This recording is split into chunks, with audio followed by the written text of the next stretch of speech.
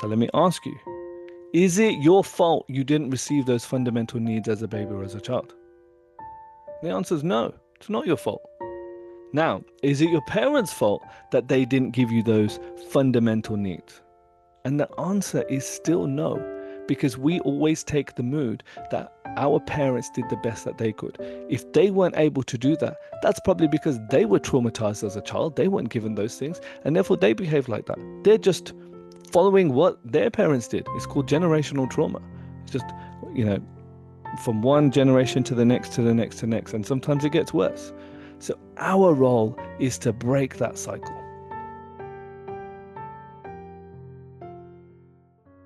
Most people think trauma is something big, a single event that changes everything. But some of the deepest wounds come from smaller moments. The times you felt ignored, unseen, or not good enough. These are often called little t traumas. They don't always break you in obvious ways, but they leave behind something deeper. A quiet emptiness. A space that Nij Dey calls the void. In this episode, we'll explore what that void really is, how it shapes your thoughts and emotions, and how you can begin to heal it. Now, over to our speaker, Nij Dey. Welcome to today's episode 2 of Overcoming Trauma. For those of you who are joining me for the first time, a very warm welcome. Those of you who are regulars, again, welcome back.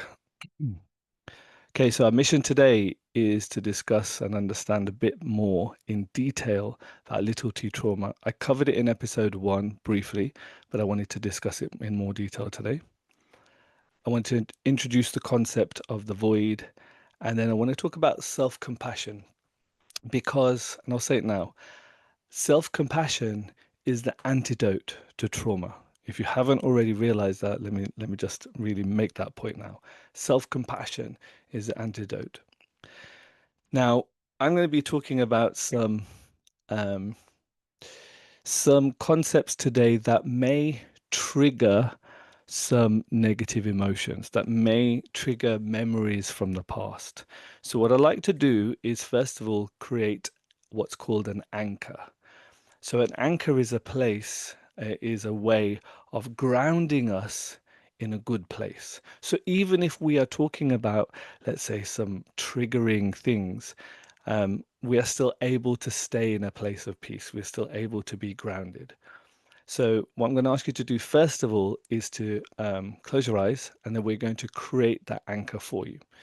Now, what this is I'm going to ask you to go to a place of peace, a place where it's a place of comfort for you. It's a place of safety for you. It's a place where you're just so happy to be there. I'll give you an example. So for me, it's a place in Uganda.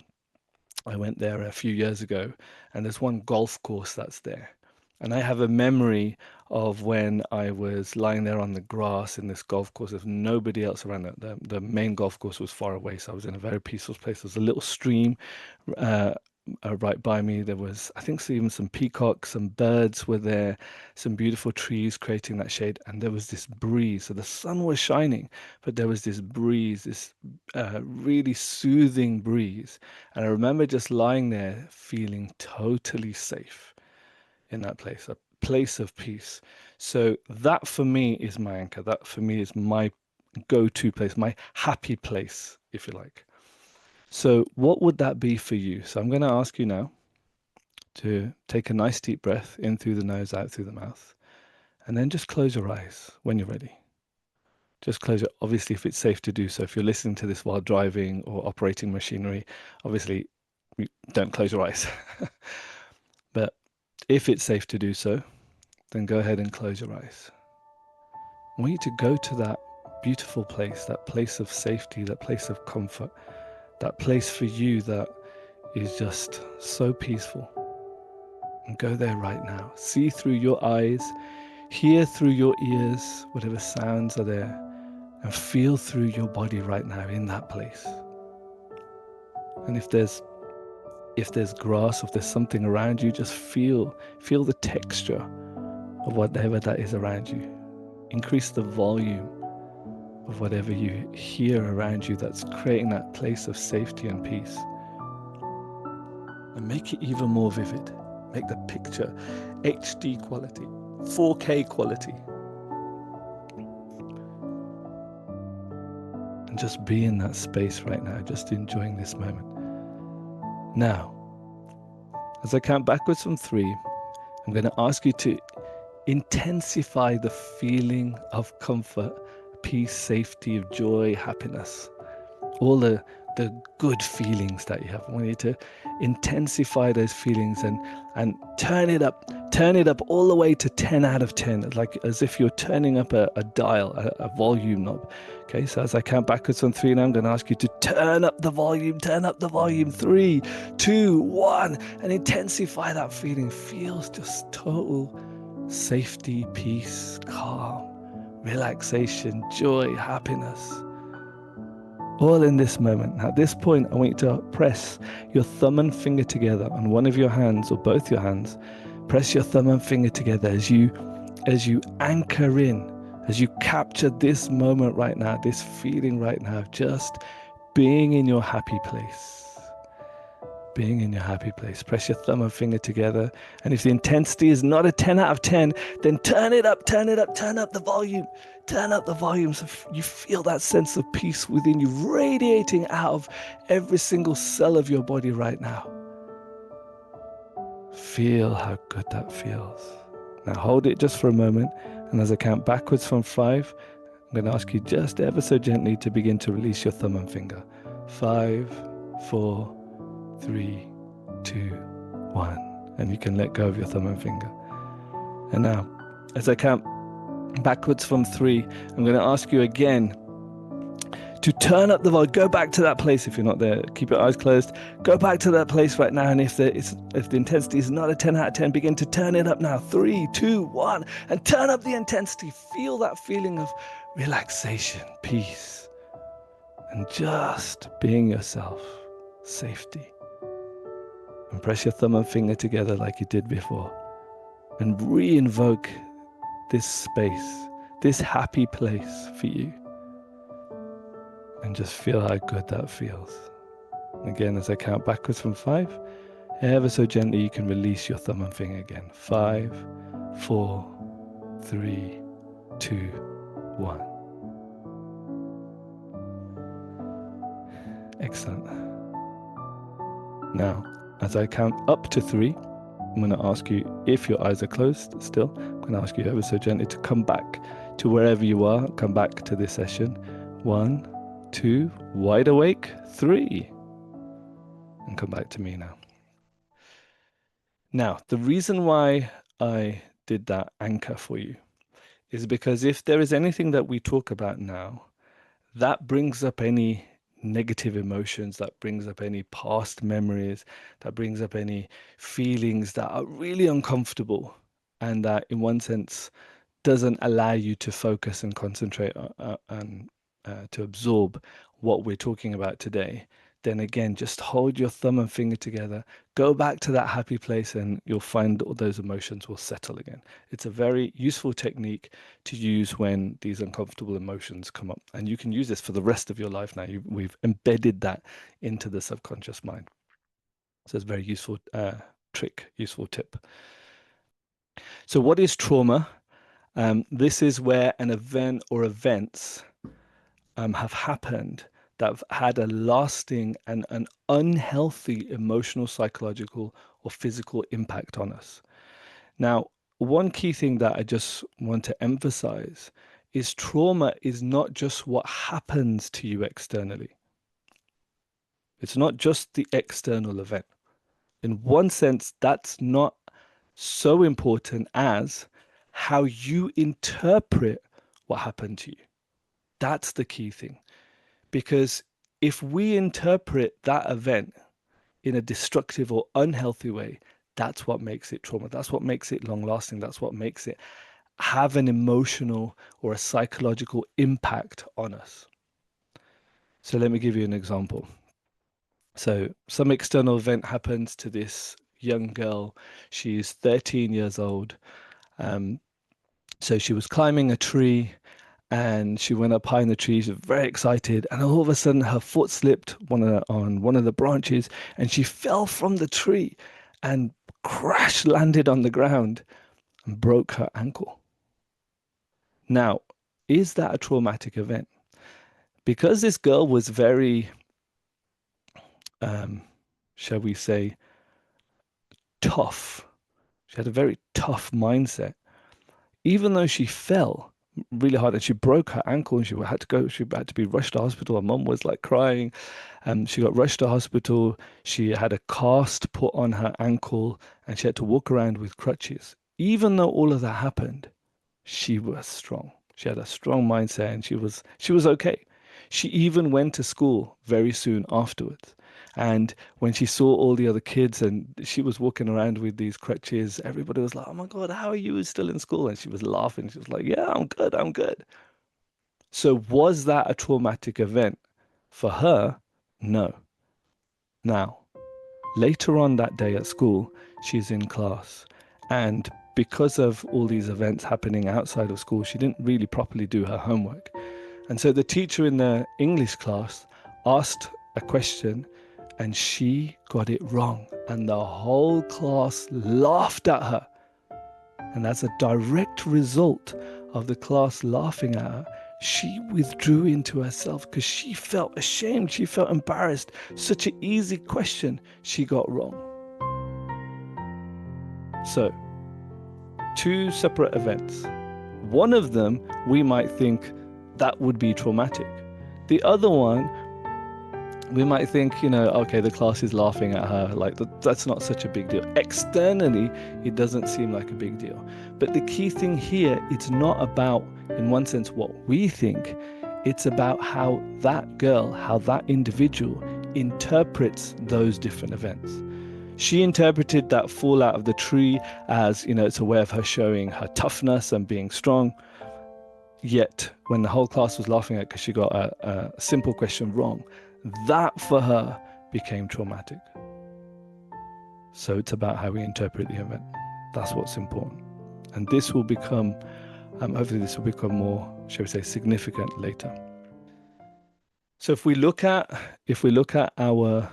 ourselves as a baby, we look at what the needs are of a baby or a toddler. So I'm talking generally from the age of 0 to 5. What are the two fundamental needs of a baby or a toddler? So, two fundamental needs of a baby and a toddler are attachment, in other words, a sense of belonging, because the baby is actually completely helpless.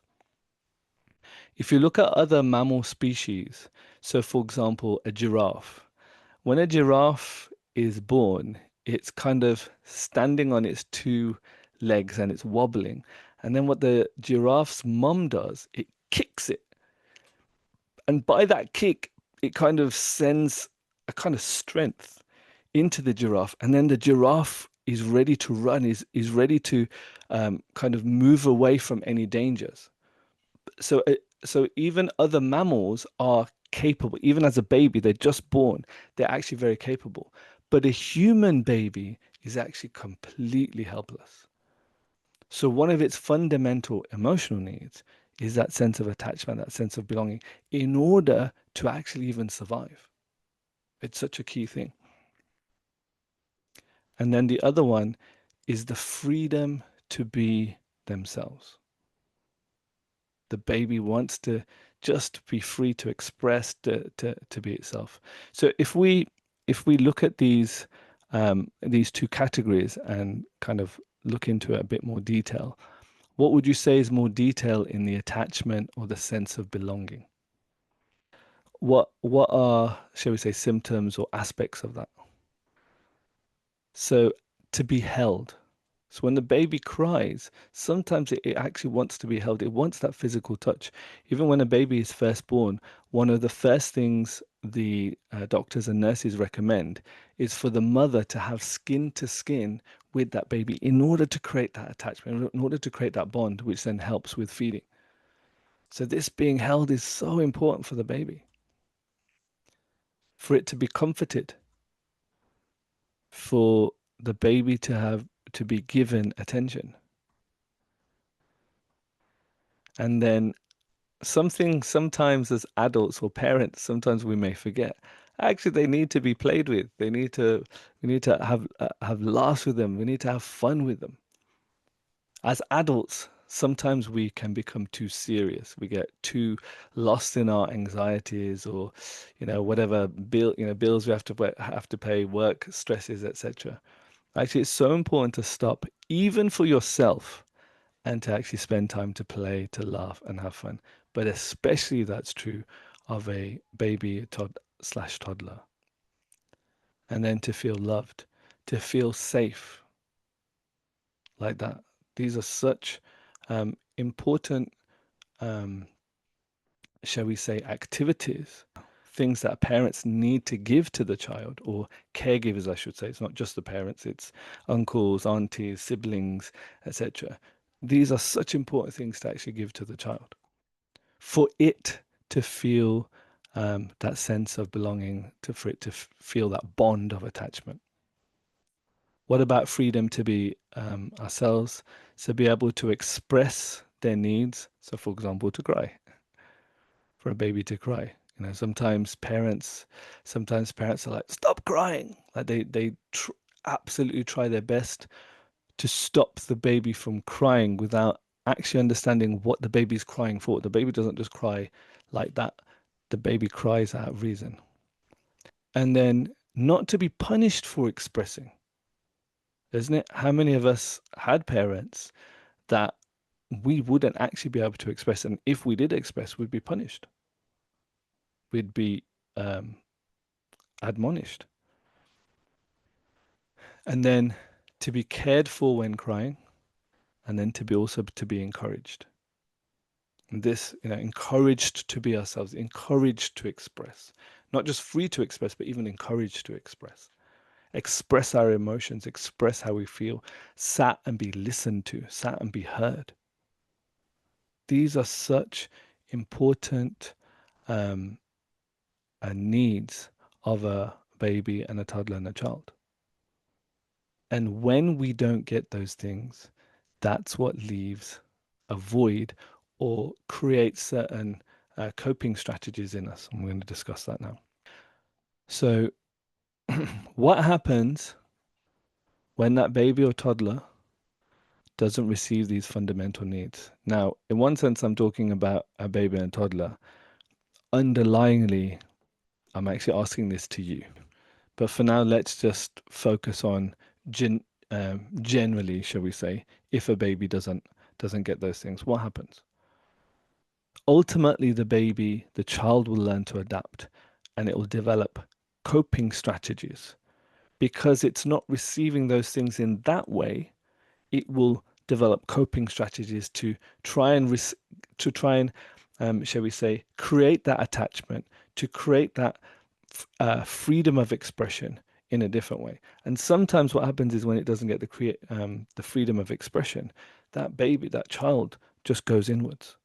Everything goes inwards, and it stops expressing. It suppresses everything. Little t trauma is talking about when these needs are not being met. Because when these needs are not met, it may not seem significant. It's not like, there's a earthquake or something big like that. There's a war zone going on. But what's the effect it has on the child? Remember, trauma is not about the event itself. It's about how the person interprets that event. So even if it's little t trauma, it's still trauma. I really want to emphasize that point because often um, parents or friends or siblings or other people in society may say to us, "Oh, well, there's people out there with much bigger problems than you." It's hard. It's hard when somebody says that. Um, Sometimes clients tell me that, "Oh, this and this friend said, oh, there's people out there, with much bigger problems than you. Why are you um, bitching about this and that? Why are you complaining about this, that, and the other?" It's still trauma. It's still having a negative impact on us, even if it's not the same as physically, externally, it doesn't seem to be the same as, but it's still trauma, and we have to recognize that, and we have to allow ourselves to be that way. Yeah, it still has a big impact on us. It still affects us. And part of what we're going to be talking about today is about having compassion on ourselves. And one of the reasons why I'm doing this is for us to develop that compassion is first of all to develop that understanding. Because when we understand that this is actually still trauma, we can then, shall we say, empathize or sympathize with ourselves rather than beating ourselves up. Because to get out of trauma, to get out of the effects of trauma, we have to start moving towards compassion. And part of that is understanding what this is. Some of the coping mechanisms that children often go to, and even in adulthood. So yes, seeking pleasure in other ways, for example, alcohol, misbehaving at school, eating sweet things, junk foods, comfort, exactly. And then the child becomes obese, and in turn this messes up their health. Yes, exactly. These are all coping strategies for not having that, shall we say, that comfort from when we were a child, which leaves a void. And therefore, what do we do to try and find comfort? We eat sweet things. We turn to alcohol to try and replace or substitute that feeling of comfort. But let me just say this now. That feeling of comfort, that feeling of safety, it cannot be replaced by or substituted by something externally.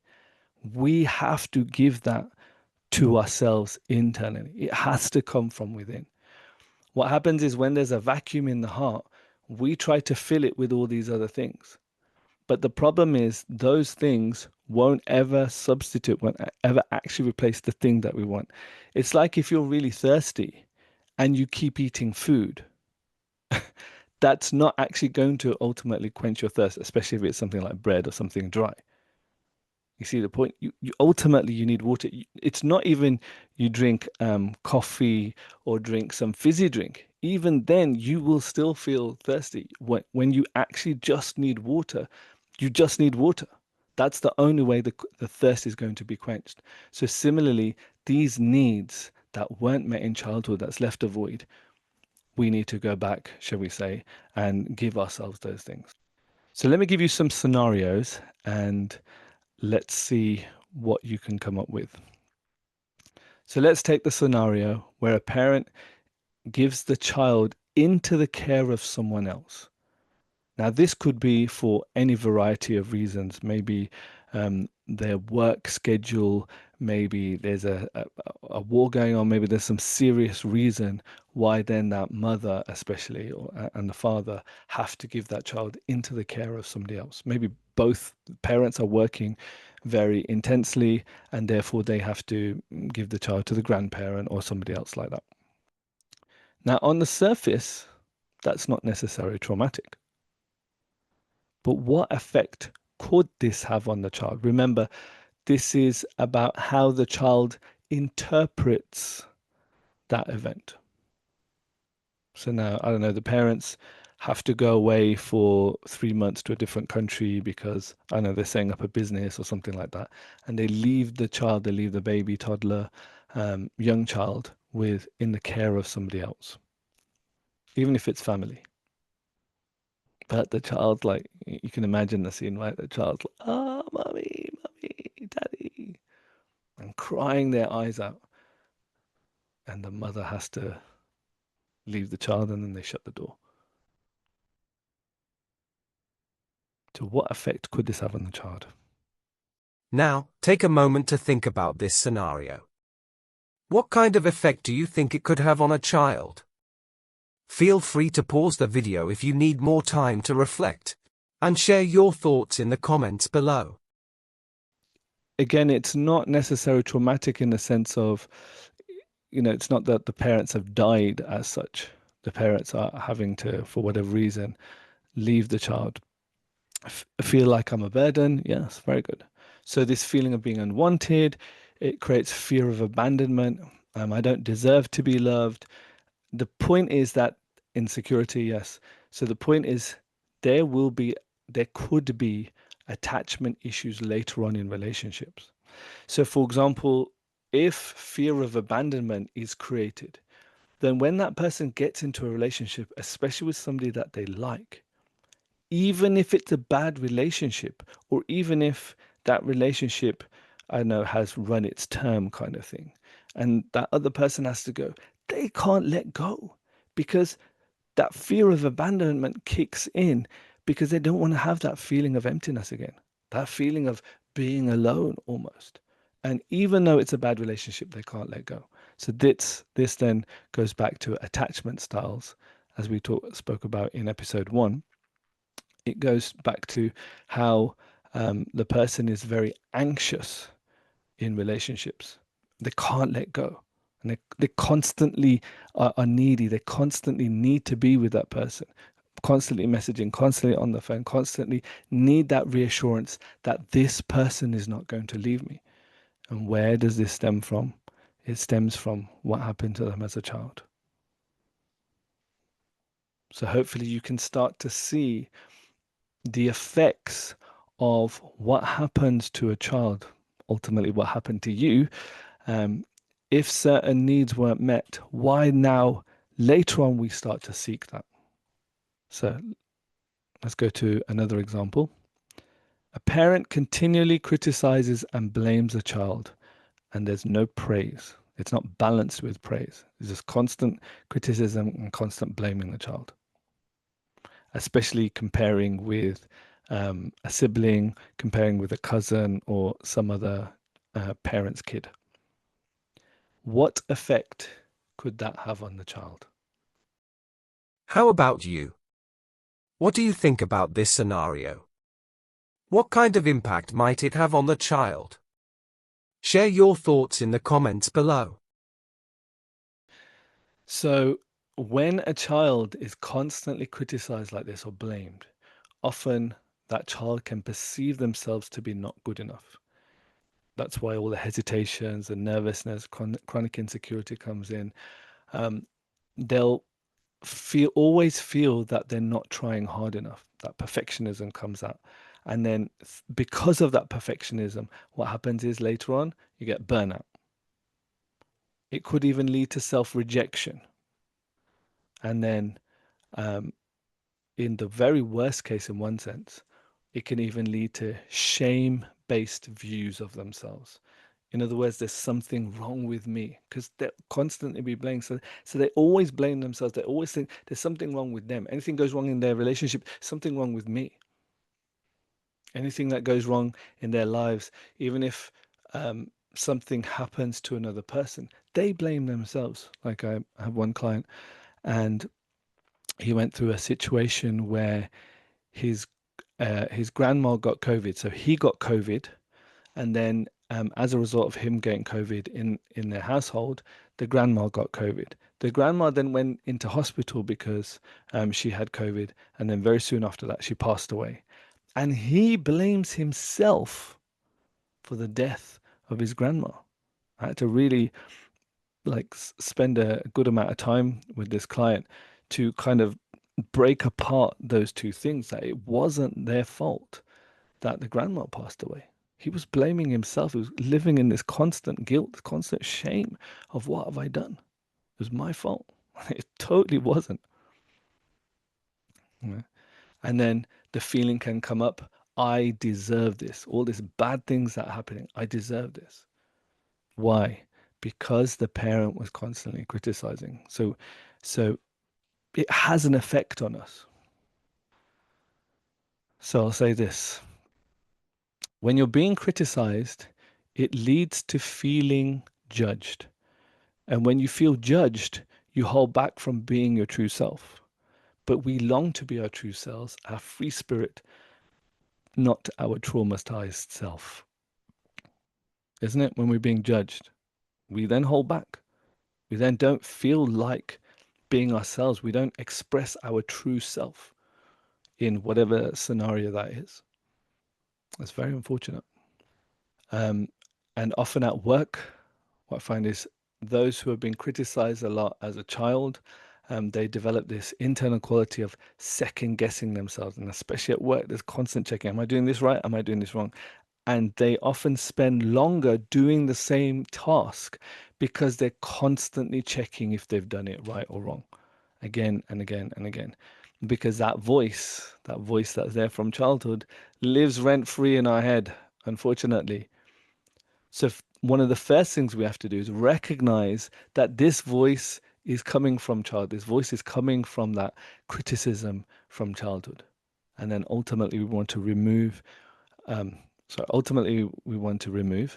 but at least reduce the effect of that voice, and especially through self-compassion, especially through encouraging ourselves, especially like kind of balancing that voice with actually positive statements for ourselves and developing that healthy self-esteem. Okay, so I just want to introduce this concept of the fractured ego and introduce this concept of the void. So what I'm going to ask you to do is press your thumb and finger together if you haven't already. If some of these things you're starting to recognize have happened in your life, again, press your thumb finger together. Go to happy place just for a moment. I'll give you a moment to go to happy place. Nice deep breath in through the nose, out through the mouth. That's it. Go to happy place and be settled. So I'll just explain these points briefly. Now, the reason why I call this the void is because it's where a need is not met. And when a need is not met, it leaves a vacuum, it leaves a void, effectively. So, as a baby, as a toddler, as a young child, we want to have that real self. We want to be our authentic self. We just want to be ourselves, play, have fun, express our needs, etc. Even if you take a newborn baby, nothing has happened to the baby yet per se. So the baby's just there peacefully, even is okay with the smell of its own feces. It's okay with everything associated with that baby, with itself. So that's like being in the real self. We're just free to be ourselves, free to be that free spirit, shall we say. Then what happens is, shall we say, life happens. And from being in that real self, what happens is we get cracks. So I call this the fractured ego. Those who are familiar with Harry Potter, and there's that concept where Voldemort, the baddie, whenever he kills somebody, it's like he cracks his soul, and then his soul splits apart. So, I mean, obviously that's a magical concept. Um, but for me, the shall we say the psychological concept is our ego gets fractured in the sense of our sense of self, our sense of identity, it gets fractured. So there is the real self, who we really are. But due to these traumas, due to these different things that happen to us, we develop these other states, which are part of the void, which are part of where we didn't get those needs met. So anxiety might come up. Self-loathing might develop. We're constantly being criticized. So therefore, we develop this self-loathing. We start criticizing ourselves, and may even hate ourselves. And one client and his mother used to say, "I hate you," to him, and as a result, he used to hate himself. So self-loathing might develop, or it might develop for another reason. Let's say he's getting bullied at school, or she's getting bullied at school. Sadness and depression, and then of course anger and rage. And anger and rage I've put as a bigger slice because that's often the default kind of emotion that a young child will go to because it doesn't understand sadness, hurt, these kind of softer emotions. But anger is it very good, and especially if the parents are angry and he or she witnesses that, then naturally the child also picks up this particular state. So anger and rage can often be a big part of the void. So the more time, now this is a key point here, the more time we spend in these other states, which are not the real self, what happens is those states grow. those states become stronger in our fractured ego. So, for example, one client came to me because she had recently got married, and because of difficulties in her household, she was getting very angry all of the time. And what was happening is because she was in that anger and rage state a lot of the time, that state started to grow so much that when she would go to social events and she would be nice to everybody, her own mind would be saying to her, wow, this isn't the real you. You're that angry person at home. Why are you being faithful? Why are you being nice to all these people, being nicey and happy and smiling and being like this? So what was happening is she was actually starting to get confused as to which one is her real self. Because she was spending so much time in that anger um, part of herself, she started to think that that angry person was her. So, of course, I explained this to her and encouraged her to go back to the real self, to understand who is her real self. That person in that social environment who's nice to everybody, I was explaining to her, that's the real you. She's also a friend, so I know her for many years. I've known her for many years. So I also was encouraging her, like, that's the real, I know you. That's the real you. This anger phase has only happened because as a result of what was going on in your household. Once we dealt with some of the things that have happened in the household, the anger has now reduced, and now more and more she's becoming her real self. And that's what we're looking for. So, what happens is the real you can go into the void. And here's where you might need to go to happy place, because what I'm about to say, for those of you who know what I'm talking about, you'll know how difficult this is. So, go to happy place. What I suggest is press your thumb finger together, go to happy place, take a deep breath. So we're going to talk about this, but we're not going to go there. So what often happens is we go into the void. The void overpowers us, it overtakes us. So the real you gets swallowed up by the void. And you start behaving in all these other states, whether it's angry, whether it's depressed, whether it's sad, whether it's self-loathing, anxiety, fear, like that. And you're in there somewhere. The real you's in there somewhere, but you're not exhibiting that.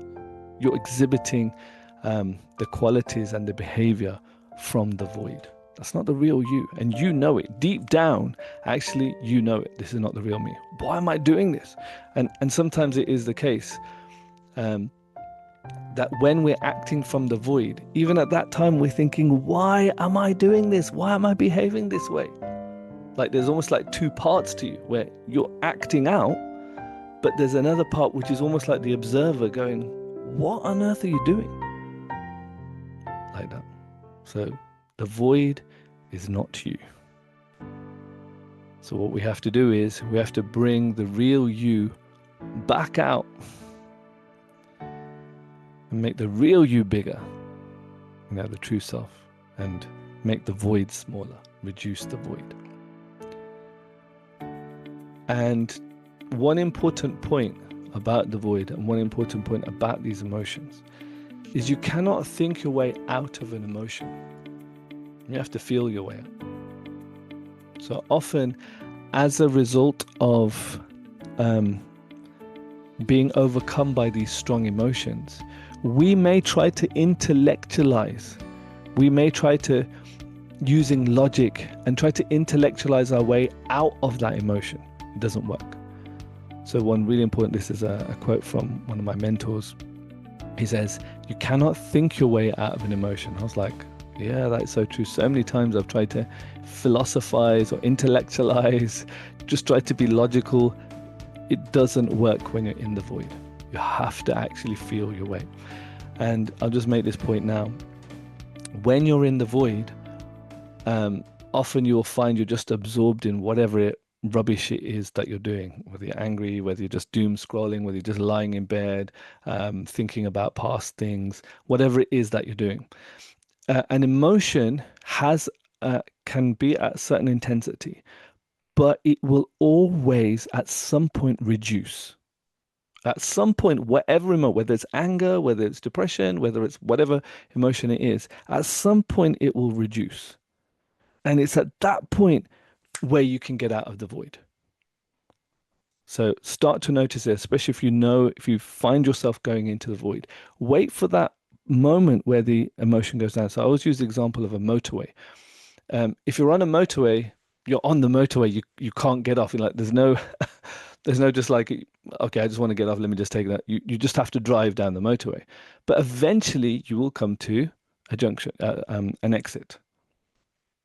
So look out for that exit. Even when you're in the void, look out for that exit. And as soon as that exit comes, get off. Like there's been times where I've been doom scrolling while I'm in bed. I just can't get out of bed, going into going into that deep, dark place, watching rubbish on YouTube or whatever it is, doom scrolling. And then there'll come a point where that emotion will subside, even just enough so that I have enough energy. Then I'll jump out of bed and I'll literally just kind of throw the phone and be like, oh, damn, got out of it. And then you get on with the rest of the day.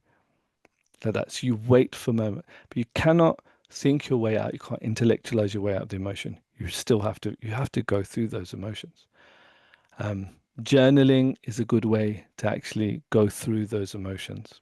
So this is how you may find yourself. And what we want to do is we want you to go back into the real self, push back, let's reduce the anger, the sadness, the self-loathing, the anxiety, and whatever other states there might be for you. We want to reduce that more. They will still be there. We want to integrate that as part of you. They will still be there, but they won't be the dominant state. The real self, the true you, let that be the dominant state. So just quickly, if you look at your childhood, can you see how if you didn't receive certain needs, what effect it's had on you? Can you start to see now the shall we say the what's it called, the chain reaction? So certain things happened when you were a child, and then the chain reaction of how it's had an effect on you, why you act, behave in certain ways now.